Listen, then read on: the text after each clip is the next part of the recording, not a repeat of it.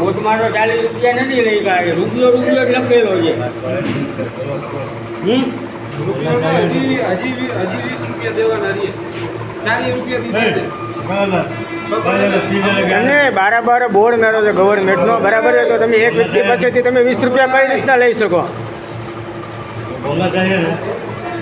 એમને 20 રૂપિયા સંડાસ જવાના 20 રૂપિયા, એક વ્યક્તિના 20 રૂપિયા કયો નિયમ કયો છે? કોન્ટ્રાક્ટર કોણ છે? બોલાવો તો કોન્ટ્રાક્ટરને. એ ભાઈ કેટલા પૈસા લીધા તમારી પાસેથી? 40 રૂપિયા લીધા 2 જણા. તમારી પાસેથી 40 રૂપિયા લીધા હતા 2 જણા. કોને કોને પૈસા આપેલા છે બોલો તો? પૈસા કોને કોને આપેલા છે? કેટલા કેટલા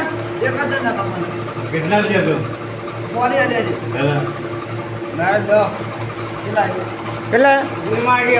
ગરીબ માણસને તમે લૂંટવાનો ધંધો કરો, લીગલી જે થતું હોય લ્યો.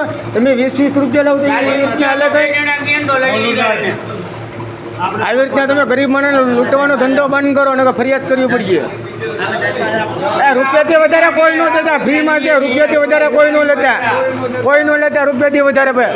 દર વખતે આવી રીતના કરે છે. કોના બાકી છે પૈસા? પૈસા કોના બાકી છે?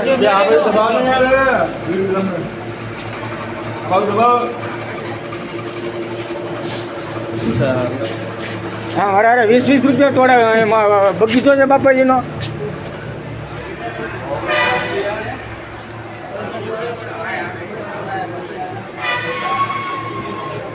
અમદાવાદ ગીતા મંદિર બસ સ્ટેન્ડની અંદર 1 રૂપિયો ભાવ લખેલો છે અને અહીંયા અંદર 20 રૂપિયા એક વ્યક્તિના લે છે. ટોયલેટ જવા માટે 20 રૂપિયા અને એકી કરવા માટે, મૂતરણી કરવા માટેના 10 રૂપિયા લેશે ભાઈ.